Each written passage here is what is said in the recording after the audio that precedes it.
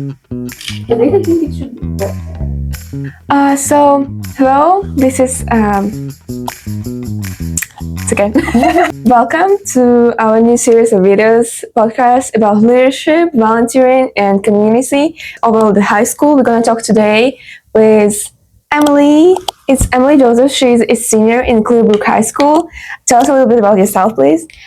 Sophia said I'm a senior in Clearbrook High School. I'm involved mainly as a class officer, as well as an officer for debate. I'm also our club president, and I am a Lit Mag literary editor. Those are my main roles. What are your hobbies?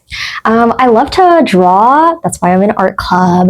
I also love reading. So right now, R.F. Kuang is one of my favorite authors. I also love Ocean Vuong. And I also love baking and cooking because I like to eat. It's good. So, since we're talking about leadership, I want to ask you a question. What do you think are the main character traits for true leaders?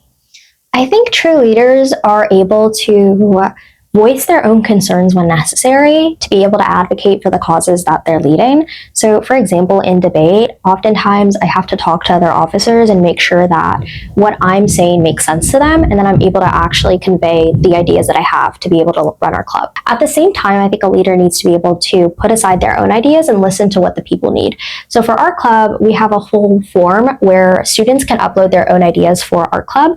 And so it's just really a balance between knowing when you should stick to your ideas and really believe in what you're advocating for, and also understanding when you should lay down and really listen to what other people are wanting. And that's, I think, striking a balance between those two is a good characteristic of a leader.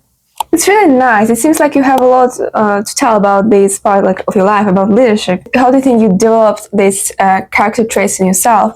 How did you come to this way? How did you become a true leader in the school? Honestly, it was mainly because in middle school, I didn't really do much. And so when I came into high school, I didn't know what I wanted to do. I just knew I wanted to be with my friends. And all of my friends were very into leadership. So the first leadership position I ever took was class officer because all my other friends ran for it. As I ran for more leadership positions, I started to understand what it meant to be a leader. And I started realizing that I actually really liked leading other people. Not only that, but even before then, I always loved listening to other people. And so being a leader really pushed me to be able to advocate for myself and advocate for the ideas that I believed in. But I think, honestly, to be a leader, you just need to put yourself in the position. I think most people rise to a challenge when they're put in that challenge. So it's really just a matter of taking that step forward and just trying it out. Yeah, it seems also your friends and overall the environment also really impacted you. What do you think?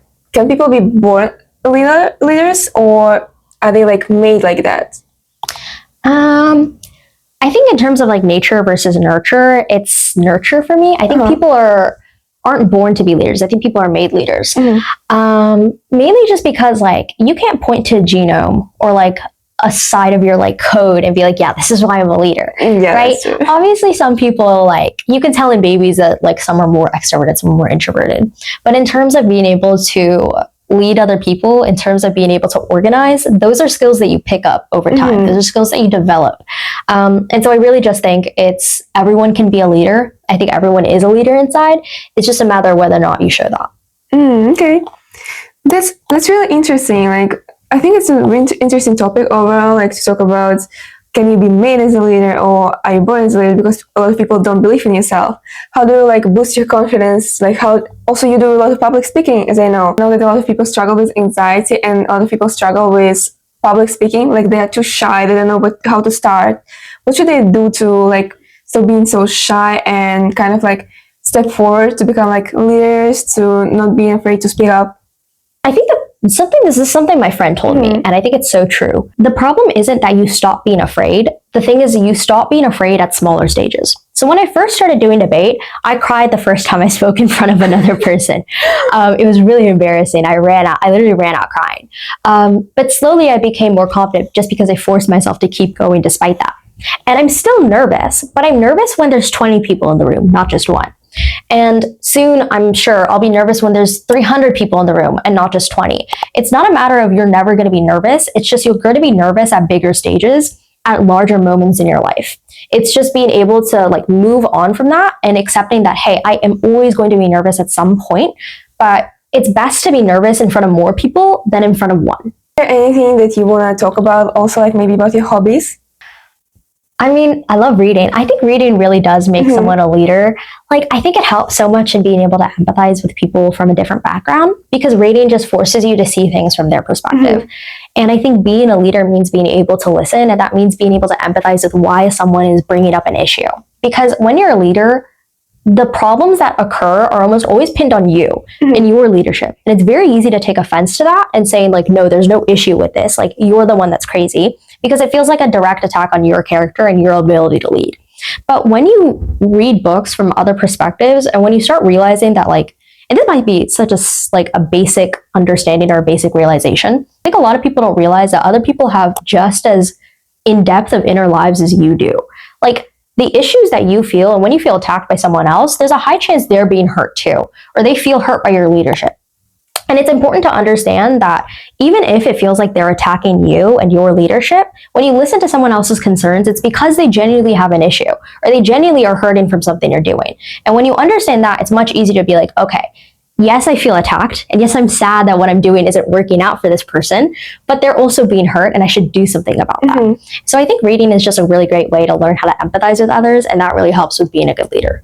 Maybe sometimes calm down your nerves from like this really responsible like position. Yeah. What is your favorite book genre? Book genre? I really like fantasy. I like historical fantasy too. It's why I really love R.F. Kuang. I think her writing is just so good. I also like prose. I like Ocean Vuong. If you all have never read Ocean Vuong, first of all, really difficult to understand, but 10 out of 10 books. I think his way of writing is just like you don't physically understand it, but your soul gets it. Does that make sense? Like, you're like, oh, like, I could not describe what this feeling is, but I know this feeling, and it's very comforting to read this book. I think if you read it, you will understand her. Yeah. Now I'm also interested to read it. Like, it sounds really interesting. You should. Okay. So, have you ever like had maybe some like problems in your school life that you want to share that maybe can help other people to overcome like similar problems? Yeah, I mean, in terms of like school, I think one of the biggest issues is like not having the energy to do anything. Like, sometimes I'll come home and I'm working on like my extracurriculars and my clubs, and then I just don't want to do my actual schoolwork, which is not good because you need to pass to be able to be in clubs. I think my biggest thing then is just like giving myself a reward anytime I do something like even small. That way my brain is like associated a good thing with studying. So for example, if I study for like an hour, I'll give myself like a sweet treat, like a piece of chocolate or something. Or I'll let myself read my book for 30 minutes, or I'll let myself work on my extracurriculars and do the things I actually like for 30 minutes. And that way I become to actually like studying, because I just associate it with good things. It also sounds like you have a lot of difficult clubs, like classes. What classes do you take? Currently, I only take 6 classes right now since I'm a senior. My first period is off. The first semester I came in early to be able to help the Debate 1 kids, which you might be able to hear clapping in the background. But now, since it's second semester, I just sleep in. But other than that, I have AP Macro Econ, AP Calculus BC, AP Physics C, Mechanics and Electricity. We're currently on the we're currently on the Magnetics and Electricity unit right now. Then I have AP Art AP Art Drawing. Then I have AP Lit, and then I have Debate for honors. It sounds really interesting. Like, I like that in America you can choose actually your classes. Okay, and my final question is, how do you want people to remember you? Like a kind person. Like, I want people, I think there's an interesting thought process where like you try to think back on the furthest you can think back in your family line. It's likely your great-grandfather.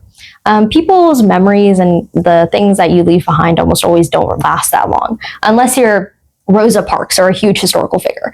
But I think the best legacy you can leave, if you assume that you're not going to leave a huge one, is to leave a kind one. Because at the very least, those that are most impacted by you and those that are going to remember you is your family or your friends. And being kind to them and being known as a positive impact on them, even if it was short, I think is so much more fulfilling than having like a huge legacy of like, I was the richest person or anything like that. Yeah, I agree with that.